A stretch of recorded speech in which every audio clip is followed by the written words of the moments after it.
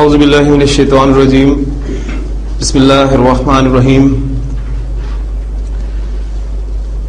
فَإِذَا جَاءَتِ الصَّاخَّةُ يَوْمَ يَفِرُّ الْمَرْءُ مِنْ أَخِيهِ وَأُمِّهِ وَأَبِيهِ وَصَاحِبَتِهِ وَبَنِيهِ لِكُلِّ امْرِئٍ مِّنْهُمْ يَوْمَئِذٍ شَأْنٌ يُغْنِيهِ وجوہ یومئذ مسفرہ ضاحکۃ مستبشرہ ووجوہ یومئذ علیہا غبرہ ترہقها قطرہ اولئک هم الکفرۃ الفجرہ۔ صدق اللہ العظیم۔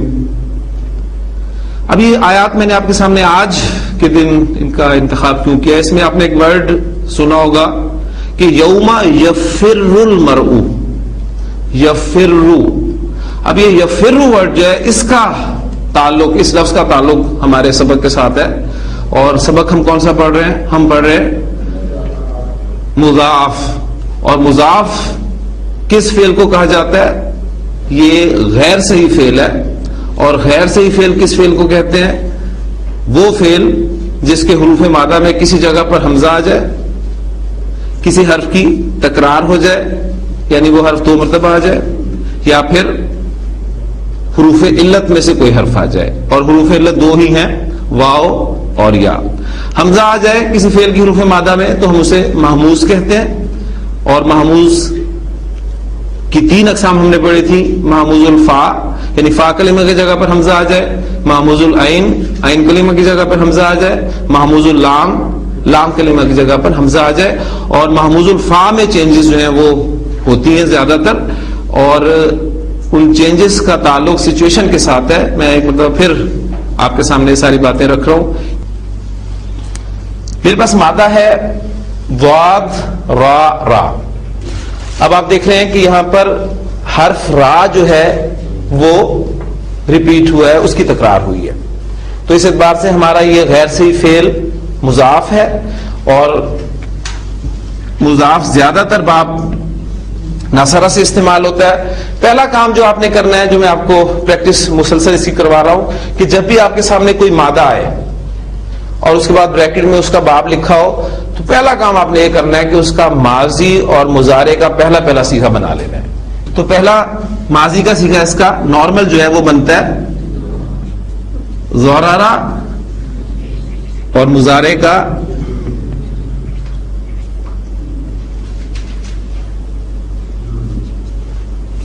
یضرر، ضرارا یضرر، ضرر یضرر، اس کے معنی کیا ہیں؟ ضرر ہم اردو میں استعمال کرتے ہیں، کیا معنی ہوتے ہیں اس کے؟ تکلیف دینا، ضرر پہنچانا، نقصان پہنچانا، ٹھیک ہے۔ اب کچھ جملے اس حوالے سے کر لیتے ہیں، اور میں آپ کو نبی کی بڑی خوبصورت دعا جو ہے وہ آج کرواتا ہوں اس ورڈ کو استعمال کرتے ہوئے۔ وہ ضرر پہنچاتا ہے، اس کی عربی کیا ہوگی؟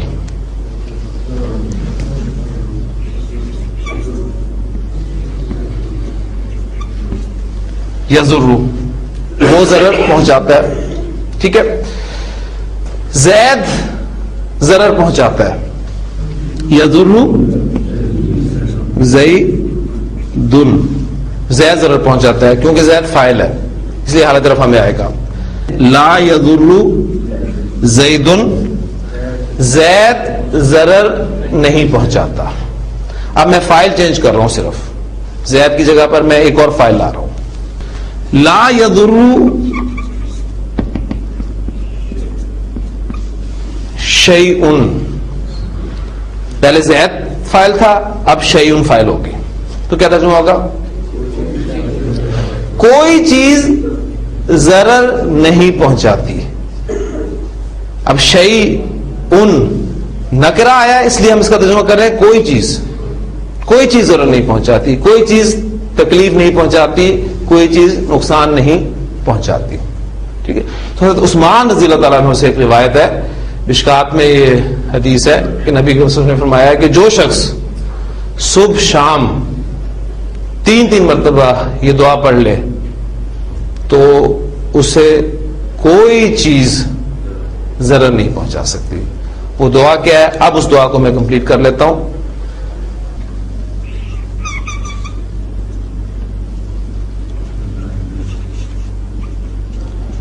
بسم اللہ، اللہ کے نام کے ساتھ. اب اللہ کی صفت آگے بیان کی جا رہی ہے. الذی، بسم اللہ الذی لا یضر شیء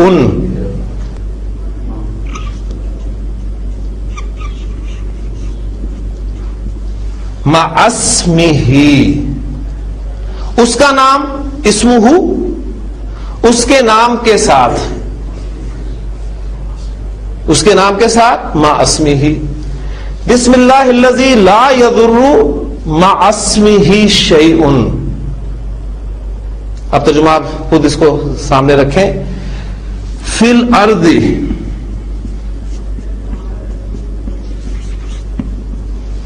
وہ چیز کہاں ہو سکتی ہے؟ زمین میں. بسم اللہ الذی لا یضر مع اسمہ شیء فی الارض ولا فی السماء.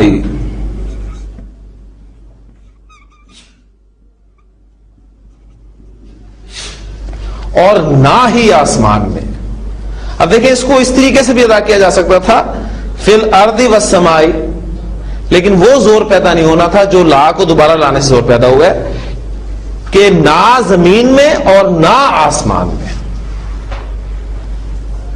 اور اس کے بعد بڑے خوبصورت الفاظ ہیں وَهُوَ السَّمِيعُ الْعَلِيمُ. یہ میں نیچے لکھ دیتا ہوں.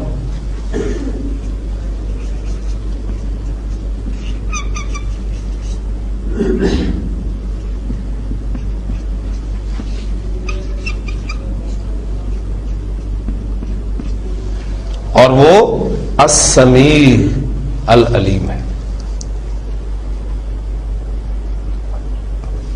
حضور صلی اللہ علیہ وسلم کا فرمان ہے تو یقیناً اس میں کوئی شک نہیں.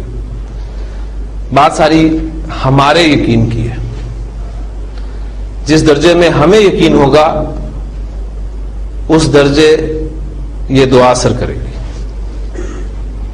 لیکن اللہ کے رسول نے جب فرما دیا کہ جو شخص صبح شام 3 مرتبہ اس دعا کو پڑھتا ہے، وہ صبح کو پڑھتا ہے تو شام تک، اور شام کو پڑھتا ہے تو صبح تک، وہ ہر قسم کے ضرر سے محفوظ رہتا ہے. تو اس دعا کو بھی یاد کریں، بلکہ میں سمجھتا ہوں کہ یاد ہو چکی ہے آپ کو. بسم اللہ الذی لا یضر مع اسمہ شیء فی الارض ولا فی السماء وہو السمیع العلیم. وہ السمیع ہے، السمیع العلیم. اس دعا کو بھی اپنی دعا میں شامل کریں اور آپ اس کو بھی اپنی پریکٹس میں لازمن لائیں، اس یقین کے ساتھ کہ آپ صلی اللہ علیہ وسلم جو ہے الصادق. الصادق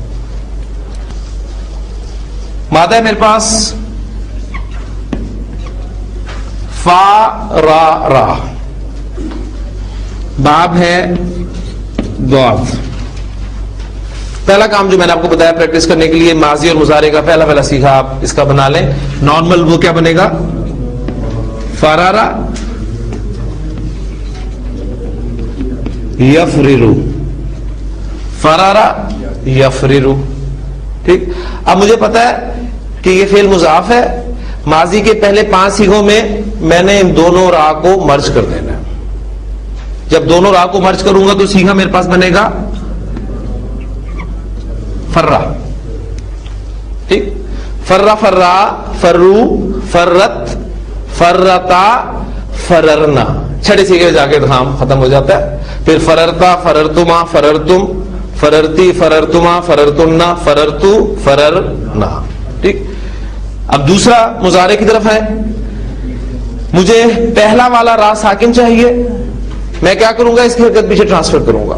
ٹھیک ہے. جب اس کی حرکت پیچھے ٹرانسفر کروں گا تو وہ چلی جائے گی فا پر. زیر فا پر آ گئی. ان دونوں راہ کو میں نے مرج کر دیا اور اس پر وہ دوسرے راہ کی حرکت آ گئی کیونکہ پہلا راہ تو ساکن ہو گیا. تو یہ سیدھا بن گیا آپ کا یفرو. تو اب یہ سیکھے بنے فرا یفرو، فرا یفرو، یفرو تفرو تفرو افرو نفرو، یفرانی تفرانی تفرانی تفرانی، یفرونا یفررنا، اسی کے میں ادغام نہیں ہوگا، تفرونا تفررنا تفرینا. تو یہ ہماری دونوں گردانیں مکمل ہو گئی. فرا یا فرو کے معنی ہوتے ہیں فرار حاصل کرنا. فرار کسے کہتے ہیں؟ بھاگنا. ٹھیک ہے، وہ بھاگے گا، اس کی عربی کیا ہوگی؟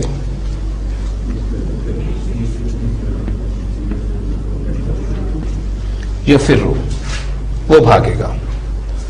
زید بھاگے گا، یفرو زیدن. ٹھیک، اب یہ بھاگنا آپ دیکھ رہے ہیں کہ ایک لازم فعل ہے. ٹھیک ہے، زید بھاگے گا. آدمی بھاگے گا، یفر الرجل، جو ہمیں آدمی کی عربی ہمارے علم میں ابھی تک ہے وہ ہے یفر الرجل، آدمی بھاگے گا. لیکن آدمی کے لیے ایک اور لفظ بھی استعمال ہوتا ہے عربی زبان میں،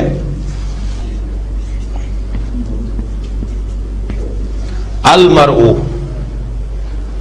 یہ بھی آدمی کے لیے لفظ استعمال ہوتا ہے المرء، اور اس کی مؤنث بنتی ہے المرأۃ. المرء المرأۃ. قرآن مجید نے آدمی کے لیے المرء کا لفظ تو استعمال کیا ہے، لیکن عورت کے لیے المرأۃ استعمال نہیں ہوا، بلکہ وہ ایک لفظ حدیث میں استعمال ہوا ہے. نبی کریم صلی اللہ علیہ وسلم کی بڑی خوبصورت حدیث ہے، آپ سے اس نے فرمایا ہے کہ الدنیا متاع، الدنیا متاع. چھوٹے چھوٹے جملے ہیں، کوشش کریں سمجھنے کی، ٹرانسلیٹ کرنے کی. الدنیا متاع وخیر متاعها، وخیر متاعها المرأۃ الصالحۃ. تو بڑی خوبصورت حدیث ہے. حدیث میں المرأۃ کا لفظ استعمال ہے، قرآن مجید نے المرأۃ لفظ عورت کے لیے نہیں استعمال کیا، بلکہ یہاں یہ بھی نوٹ کرتے چلے اضافی طور پہ عورت کے لیے لفظ استعمال ہوا ہے امرأۃ. امرأۃ. ٹھیک، اور اس کے مقابلے میں مذکر کے لیے جو لفظ بولا جاتا ہے وہ لفظ بھی نوٹ کر لیں، وہ ہے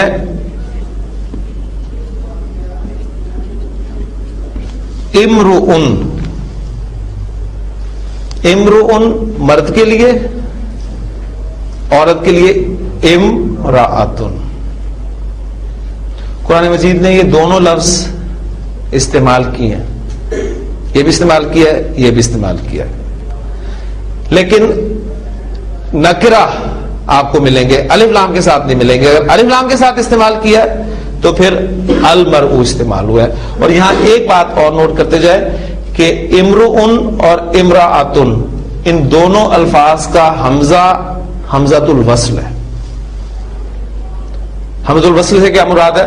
میں نے آپ کو کہا تھا کہ جب بھی یہ لفظ میری زبان سے آپ سنیں تو اس کا مطلب یہ ہے کہ جب بھی یہ لفظ حمزۃ الوصل والا لفظ ما قبل ملا کر پڑھا جائے گا تو یہ لکھنے میں رہے گا، پڑھنے میں نہیں آئے گا، تو اس وقت الف کی صورت میں لکھا جائے گا. امرؤن ورڈ جو ہے اس کے حوالے سے ایک خاص رول ہے، وہ بھی میں چاہتا ہوں آپ نوٹ کریں، کیونکہ جو آیت ہم کرنے لگے ہیں ابھی سورہ عباسہ کی، اس میں یہ لفظ استعمال ہوگا. امرأۃن کی اگر میں آپ کو تینوں حالتیں کہوں، اعرابی حالتیں لکھیں تو آپ لکھ سکتے ہیں امرأۃن،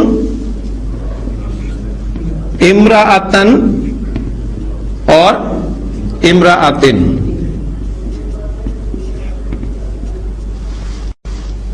بالکل نارمل قاعدے کے مطابق. لیکن یہ ورڈ جو امرؤن ہے، جب اس کو ہم حالت نصب میں لکھتے ہیں تو عام طور پہ آپ نے دیکھا ہے کہ اعراب تبدیل کرتے ہوئے جو آخری حرف ہے اس کی حرکت تبدیل ہوتی ہے. لیکن یہ ورڈ ایک ایکسیپشن ہے کہ اس کا اعراب تبدیل کرتے ہوئے اس کے آخری دو حرفوں میں تبدیلی واقع ہوتی ہے. یہ واؤ کی کوئی حیثیت نہیں ہے، ذہن میں رکھیے گا، اصل حمزہ ہے. امرؤن، یہ واؤ تو صرف کرسی ہے. اب اس کو میں حالت نصب میں لکھ رہا ہوں، دیکھیے گا کیسے لکھتا ہوں.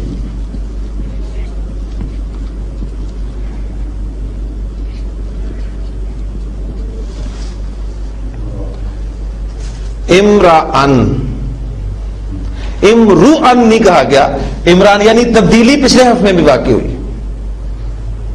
اب یہاں حمزہ کی کرسی کون آ گیا؟ الف۔ اور جب اس لفظ کو حالت جر میں لکھا جائے گا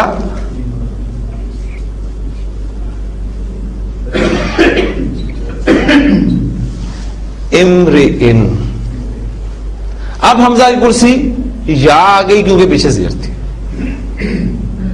تو اس لفظ کی ایک خاصیت ہے، اس کو آپ اب قرآن مجید میں دیکھیں گے، یہ لفظ بھی استعمال ہوا ہے، یہ لفظ بھی استعمال ہوا ہے، یہ لفظ بھی استعمال ہوا ہے، تینوں الفاظ استعمال ہوئے ہیں۔ یعنی سورہ مریم کے اگر الفاظ آپ ذہن میں لائیں، حضرت مریم السلام علیہ کو جب ان کی قوم نے دیکھا تھا، وہ حضرت عیسیٰ علیہ السلام کو گود میں اٹھا کر لے کے آئی تھی، وَأَتَتْ بِهِ قَوْمَهَا تَحْمِلُهُ قَالُوا يَا مَرْيَمُ لَقَدْ جِئْتِ شَيْئًا فَرِيًّا يَا أُخْتَ هَارُونَ مَا كَانَ أَبُوكِ امْرَأَ سَوْءٍ۔ میں لکھ کے دکھاتا ہوں تو زیادہ بات آپ کو کلیئر ہوگی۔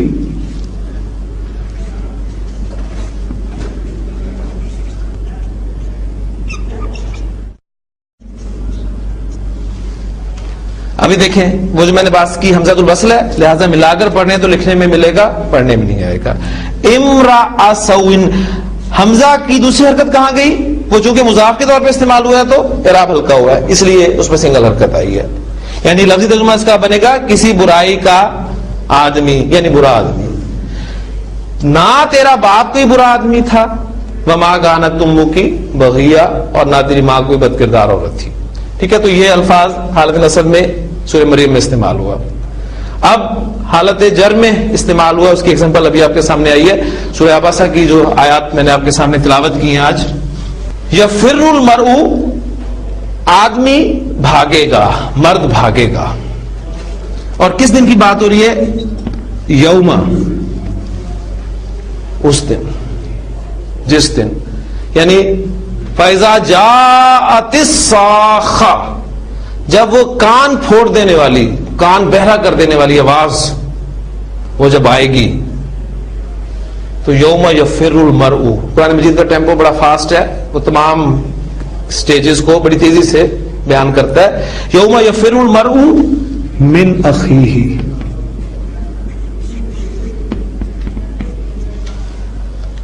اپنے بھائی سے۔ آپ کو یاد ہوگا یہ ہم نے ترکیب اس وقت کی تھی، اس وقت سمپل ہم نے مختلف حالتیں دیکھنے کے لیے، ہو کی حالتیں دیکھنے کے لیے یہ ایگزامپلس میں نے آپ کے سامنے رکھی تھی۔ آج وہ وقت آیا کہ ورب کے ساتھ ہم اس پوری آیت کو کر رہے ہیں۔ یوم یفر المرء من اخیہ وامہ وابیہ وصاحبتہ وبنیہ،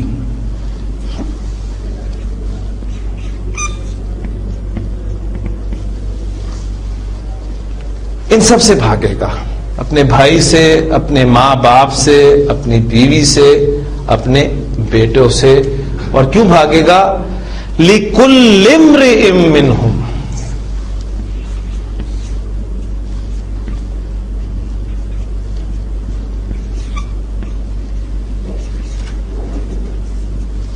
دیکھیں،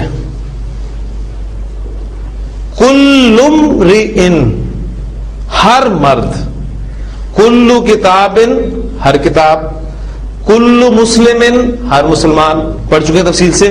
تو کل امرئ، ہر مرد، اور کلو سے پہلے لام جارہ لگا ہوا ہے، تو لکل امرئ، ہر مرد کے لیے، لکل امرئ منہم، ان میں سے، شأنوی، یومئذ شأنوی، اس دن ایک فکر ہوگی، ایک ایسی فکر ہوگی، یغنی ہی، جو اس کو ان سے بے فکر کر دے۔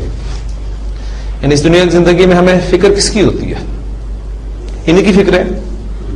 مجھے آپ بتائیں ایمانداری سے کہ ہم میں سے دنیاوی اعتبار سے اپنی فکر کون کرتا ہے؟ یہ مختلف سٹیجز، کوئی اپنے بھائی کی فکر کرتا ہے اگر اسے بھائی سے پیار ہے، لیکن جب فکر تبدیل ہوتی ہے، فکر بدلتی ہے، تو انسان قربانی دے دیتا ہے.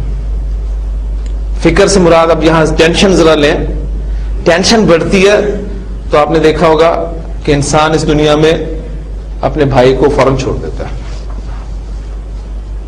محترم ڈاکٹر صاحب نے استاد محترم نے ایک مرتبہ سورہ عبسہ کے درس میں ان آیات کو اتنی خوبصورتی سے بیان کیا تھا کہ واقعی مزہ آ گیا تھا ان آیات کا, کہ جو لوگ جن لوگوں کو اللہ تعالیٰ نے قرآن مجید کا فہم عطا کیا ہوتا ہے تو وہ ان آیات کو کس اعتبار سے دیکھتے ہیں. تو بڑے خوبصورت الفاظ انہوں نے کیے تھے, وہی الفاظ ان کے میں آپ کے سامنے کوشش کر رہا ہوں اس مفہوم کو رکھنے کی, کہ انسان اس دنیا کی زندگی میں اپنے بھائی کو بڑی جلدی چھوڑ دیتا ہے. ذرا سی فکر ہوتی ہے تو بھائی بھائی سے الگ ہو جاتا ہے. لیکن وہ لوگ جنہیں ہم عام طور پہ شریف النفس لوگ کہتے ہیں, وہ لوگ اپنے ماں باپ کو نہیں چھوڑتے. لیکن ایسا دیکھنے میں آیا ہے کہ جب ٹینشن بڑھتی ہے تو بہت سارے لوگ ایسے بھی ہیں جو اپنے ماں باپ کو بھی اس دنیا کی زندگی میں چھوڑ دیتے ہیں.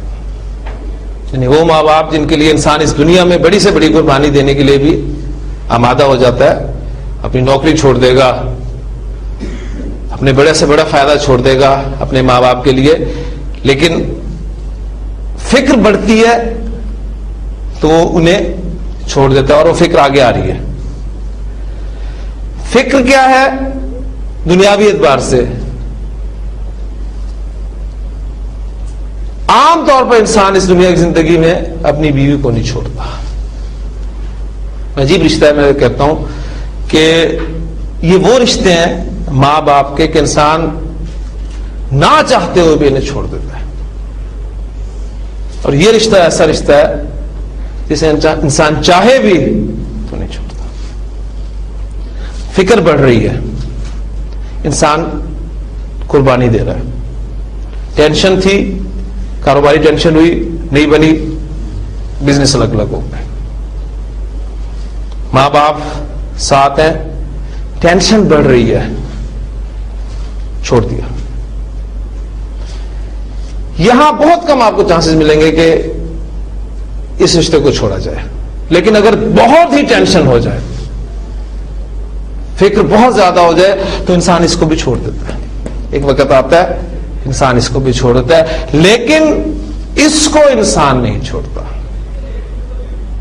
آپ نے دیکھا ہے کہ بیٹوں کے لیے انسان عدالت تک جاتا ہے, ان کے لیے لڑتا ہے کہ میرے بیٹے مجھے دلوائے جائیں. بڑی خوبصورت ترتیب میں اللہ تعالیٰ لے کر آئے ہیں کہ یوم یفر المرء من اخیہ و امہ و ابیہ و صاحبتہ و بنیہ. بھاگے گا انسان اس دن اپنے بھائی سے, اپنے ماں باپ سے, اپنی بیوی سے, اپنے بیٹوں سے. یعنی اس ترتیب میں دیکھیں, یعنی بیٹوں تک کو بھی وہ چھوڑ دے گا, انہیں بھی اوائڈ کرے گا. کیوں؟ کیونکہ جو اس دن اسے فکر ہوگی, لِكُلِّ امْرِئٍ مِّنْهُمْ يَوْمَئِذٍ شَأْنٌ يُغْنِيهِ, جو فکر اسے اس دن ہوگی وہ فکر اسے ان سب سے بے فکر کر دے گی. لیکن وجوہ یومئذ مسفرہ, بہت سے چہرے اس دن خوش بھی ہوں گے, ضاحکۃ مستبشرہ ووجوہ یومئذ. آگے جو الفاظ ہیں وہ چہرے جن پر گرد پڑی ہوئی ہوگی, سیاہی ترحقہم قطرہ, سیاہی ان پر چھا رہی ہوگی. یہی ہوں گے جو کافر اور ڈھیٹ لوگ ہیں. بڑا خوبصورت ترجمہ کیا ہے محمود الحسن صاحب نے. تو فرہ یفرو مادہ ہمارا چلا تھا, اس میں آپ نے دیکھا کہ پتہ نہیں کتنی ساری چیزیں ہم نے مزید ساتھ ساتھ ڈسکس کر لی. تو باب ضربہ کی ایگزامپل بھی ہوگی. اب ایک باب سامیہ سے ایگزامپل کر کے تو میں کوشش کرتا ہوں کہ مضاف کے ٹاپک کو آج ختم کر دیا جائے. میم سین سین,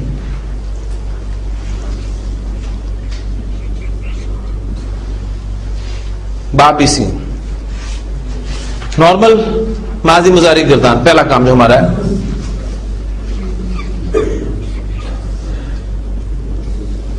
سامیہ مسیسا,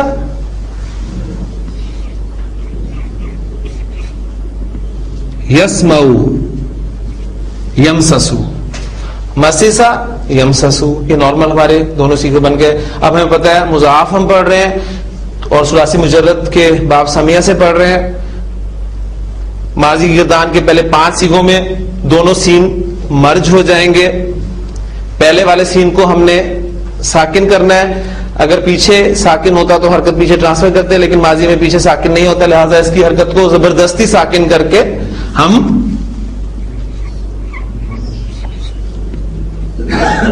ایسے اور پھر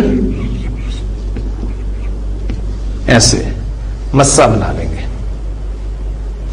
ٹھیک ہو گیا. مسا سے آپ گردان آپ کر سکتے ہیں مسا مسا, مسو, مست, مستا, مسسنا. باپ ذہن میں رکھنا ہے, ٹھیک ہے. مسسنا نہیں ہم کہیں گے کیونکہ سین پہ زیر ہے. مسسنا, پھر مسستا, مسستما, مسستم, مسستی, مسستما, مسستنا, مسستو, مسسنا. گردان اس طرح چلے گی. مضارع میں آئے, ہم نے پہلے سین کو ساکن کرنا ہے اور ہمارے پاس سہولت موجود ہے کہ ہم اس کی حرکت پیچھے دیں گے. میم کو زبر دے دی, پیچھے سین ساکن ہو گیا اور لفظ آپ کے پاس بن گیا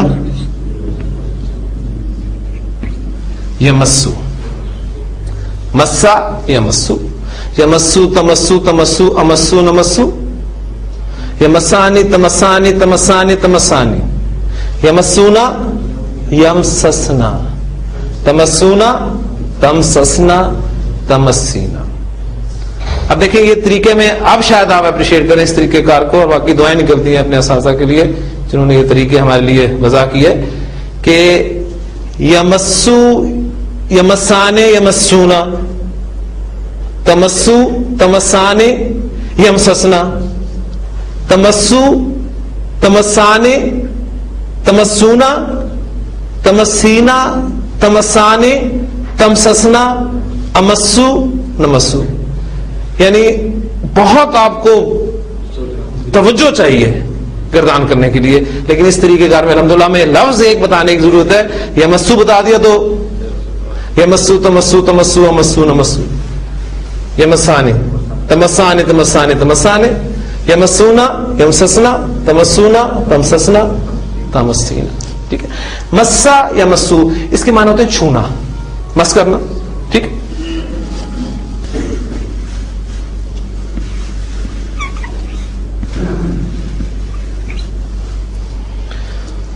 اس نے چھوا, اس نے چھوا. فعل پہ بھی آپ غور کیا کریں, فعل ماضی ہے یا مضارع ہے. ٹھیک ہے. ماضی ہے تو اس نے چھوا مسا,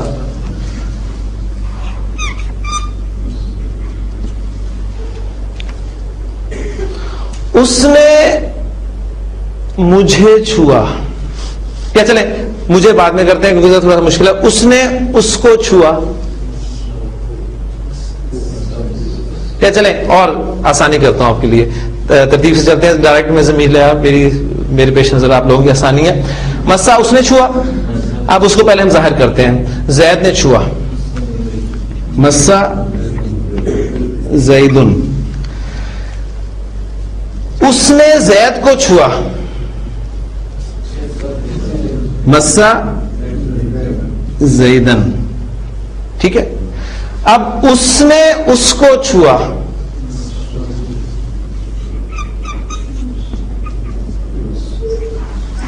مسہ. ٹھیک ہے. اچھا اب اس نے اس کو چھوا,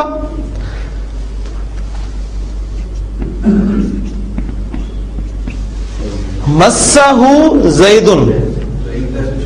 زید نے اس کو چھوا. ٹھیک ہے. اچھا اب یعنی مساہو میں فاعل ضمیر کی صورت میں تھا, اب یہاں پر وہ ظاہر ہو گیا. اب میں فاعل چینج کر رہا ہوں صرف.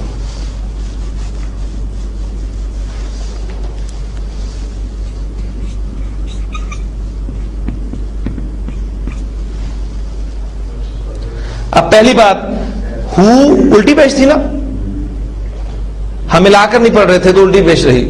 اب ہم اس کو ملا کر پڑھیں گے, لہذا ملاتے الٹی پیش جو ہے سیدھی ہو جائے گی. مسہ الخیر, خیر نے اسے چھوا. اچھا اب اس سے پہلے ہم پڑھ چکے ہیں کہ اذا ورڈ ایسا ہے جو ماضی پر داخل ہوتا ہے تو پھر اس وقت ماضی کا ترجمہ ہم مضارع میں کرتے ہیں. اذا مسہ الخیر، جب خیر اسے چھوتی ہے، یعنی اب چھونے سے مراد جب خیر اسے پہنچتی ہے. ٹھیک ہے، اور ایک جملہ ساتھ اور کر لیں. اذا مسہ الشر، اور جب شر اسے پہنچتا ہے. کتنے خوبصورت الفاظ ہیں سورۃ المعارج کے کہ ان الانسان خلق ہلوعا، یقیناً انسان کو بے صبرا پیدا کیا گیا. اذا مسہ الشر جزوعا، جب اسے شر پہنچتا ہے، تکلیف پہنچتی ہے تو بے صبرا ہو جاتا ہے، بے چین ہو جاتا ہے.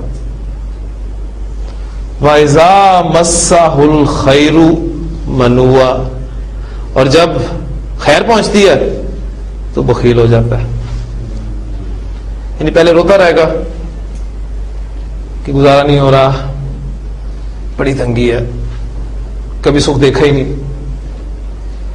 وہ لوگ بھی ہیں، حالانکہ نمازیں بھی پڑھتا ہوں، قرآن مجید بھی کبھی کبھی پڑھ لیتا ہوں، وہ شخص نہ مسجد میں کبھی نظر آیا، نہ قرآن کے ساتھ کوئی تعلق ہے، لیکن حرام بھی کھا رہا ہے، لیکن بڑی عیش کر رہا ہے. بے صبر ہے، کم ہمت ہے، یہ اس کی خلقت میں شامل ہے. اذا مسہ الشر جزوعا، تو بے صبرا ہو جاتا ہے. وَإِذَا مَسَّهُ الْخَيْرُ، اور جب اللہ تعالیٰ اسے خیر پہنچا دیتے ہیں، ہاتھ کھل جاتا ہے، تو ہونا کیا چاہیے؟ اسے خرچ کرنا چاہیے، لیکن منوعا، بخیل ہو جاتا ہے، روک لیتا ہے. یہ انسان کی خلقت میں ہے، لیکن یہاں بھی اللہ تعالیٰ نے ایگزیمپٹ کیا ہے الا المصلین، سوائے نمازیوں کے. ٹھیک ہے، صلی یصلی صلاۃً، نماز پڑھنا، اور پھر اسے مسلن، ٹھیک ہے، نماز پڑھنے والا. اور نماز کس کی خصوصیت ہے؟ مومن کی. نماز مومن کی معراج ہے. ٹھیک ہے، اس لیے یہاں پر مفسرین کہتے ہیں کہ الا المصلین سے مراد ہے سوائے مومنوں کے. اور پھر آگے بڑی خوبصورت آیات ہیں جہاں پر ان مومنوں کی صفات اللہ تعالیٰ نے بیان کی ہیں. کبھی اس مقام کو بھی جا کے پڑھیے گا، آپ کو مزہ آئے گا انشاءاللہ تعالیٰ. تو مسا یا مسو، چھونا، پہنچنا. جملہ میں کوئی اور آپ کروانا چاہ رہا تھا تو اس حوالے سے یہ جملہ اللہ تعالیٰ نے ذہن میں ڈال دیا.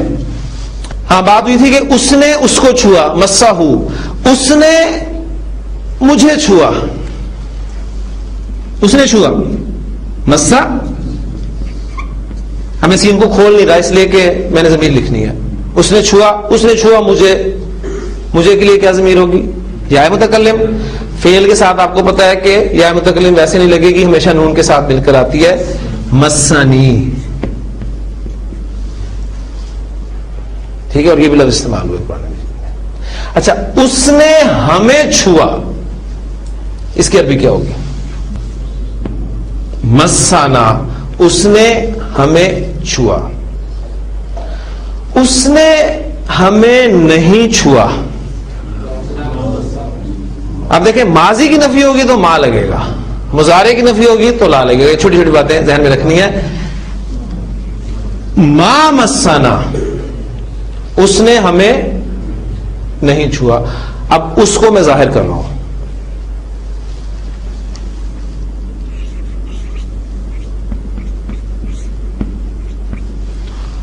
لغوب، عربی زبان میں لفظ استعمال ہوتا ہے تھکن کے لیے، تھکاوٹ کے لیے.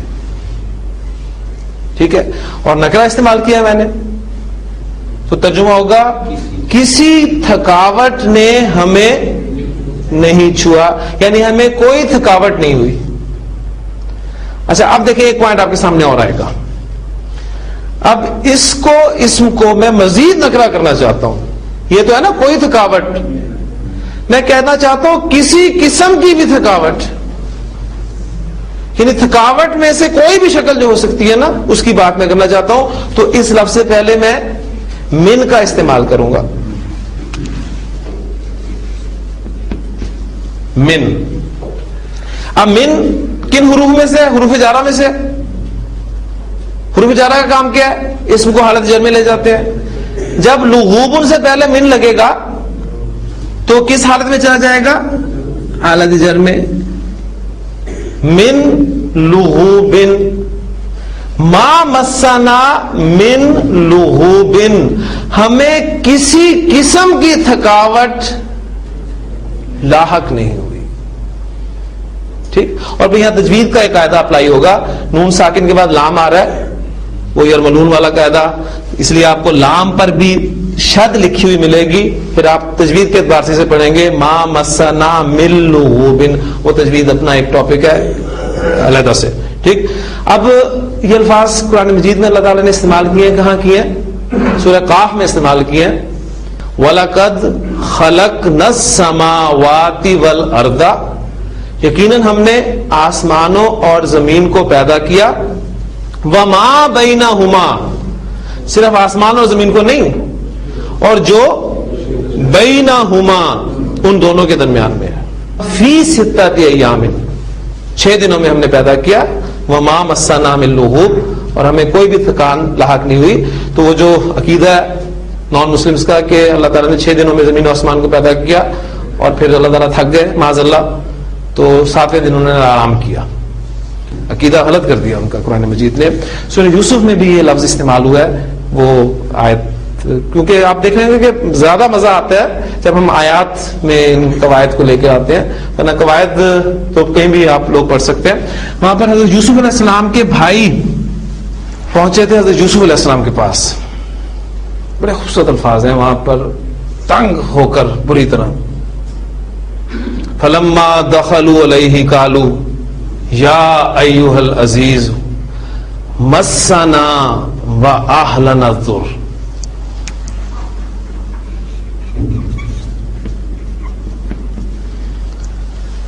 مسنا یہ الفاظ وہی ہیں، اس نے ہمیں چھوا. مسنا واہلنا. اب دیکھیں یہاں ایک چیز اور آپ کے سامنے آئے گی. نا مفعول اور یہ اہلنا کی رابی حالت کیا ہے؟ حالت نصب ہے نا، تو اس کا مطلب یہ بھی مفعول ہے. ہمیں اور ہمارے گھر والوں کو اس نے چھوا. کس نے؟ اس کا آ گیا الضر، وہی تکلیف، ضرر پڑا تھا نا ہم نے. ٹھیک ہے. بڑے خوبصورت الفاظ ہیں. فلما دخلوا علیہ قالوا، دخلوا علیہ یہ بھی آپ کر سکتے ہیں. فلما دخلوا علیہ، پس جب وہ حضرت یوسف علیہ السلام کے سامنے آئے، یعنی حاضر ہوئے ان کے سامنے. قالوا کہنے لگے یا ایھا العزیز، اے عزیز، مسنا واہلنا الضر، ہمیں اور ہمارے گھر والوں کو تنگی نے چھو لیا. فاوف لنا الکیل، ٹھیک ہے. وتصدق علینا.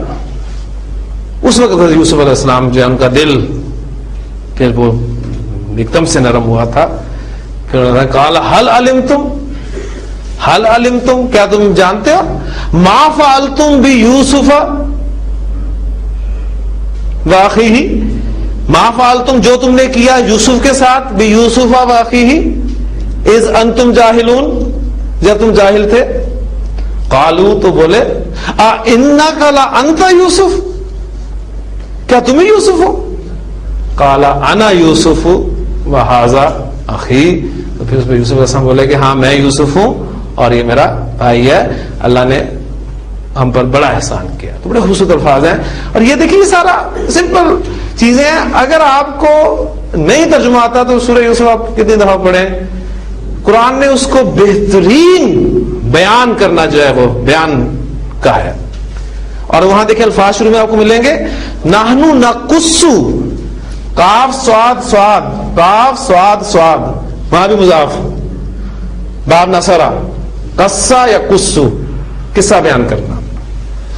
نہ قصو ہم قصہ بیان کرتے ہیں، اور جس کے سامنے قصہ بیان کیا جائے وہ اللہ کے ساتھ آتا ہے. نہ قصو علیکا، ہم تمہیں سناتے ہیں. اور پھر اس کو جملہ اسمیہ میں کنورٹ کیا، نحنو نقصو علیکا احسن القصص.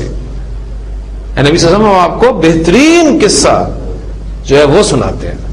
یعنی ایک سورہ یوسف آپ نے مختلف جگہوں پہ مختلف مسجدوں میں سٹوری سنی ہوگی. قرآن مجید سورہ یوسف کو کس طریقے سے بیان کرتا ہے، یہ آپ کو مزہ آئے گا جب آپ عربی پڑھنے کے بعد اس کو پڑھیں گے. اور کبھی آپ استاد محترم سے اس سورہ یوسف کو سنیں تو واقعی اس کا لطف اور ہی دوبالا ہو جاتا ہے. تو یہ ہمارا مضاف تھا. مضاف وہ غیر صحیح فعل ہے جس کے حروف مادہ میں کوئی حرف 2 مرتبہ آ جائے. اور سچویشن عین اور لام کلمہ کی،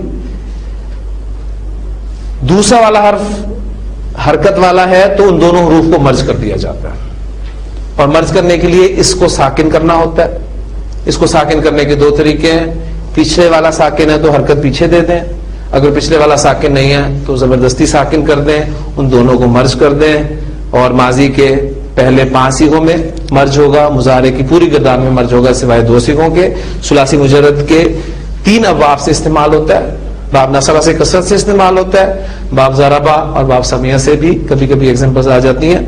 تو یہ تھا ہمارا مضاف. انشاءاللہ تعالی کل ہم کسی فعل کے حروف مادہ میں حرف علت آ جائے تو یہ ٹاپکس بہت اہم ہیں. آپ نے نوٹ کیا ہوگا، شاید یہ آپ سمجھیں کہ یہ ایکسٹرا ایک برڈن ہے. نو، میرا خیال ہے کہ یہ قرآن مجید سمجھنے کے لیے بہت ضروری ہے. یہ ساری ایگزامپلز میں نے آپ کو کوئی عربک کی ایگزامپلز نہیں دی، یا میں نے آپ کے سامنے قرآن کی بات کی ہے یا حدیث کی بات رکھی ہے. تو دلچسپ اسے بنائیں، اپنی دلچسپی شو کریں، سیکھنے کی کوشش کریں، اللہ سے مدد مانگیں، اللہ تعالیٰ آسانی فرمائے. سبحانک اللہم و بحمدک، نشہد ان لا الہ الا انت، نستغفرک و نتوب الیک.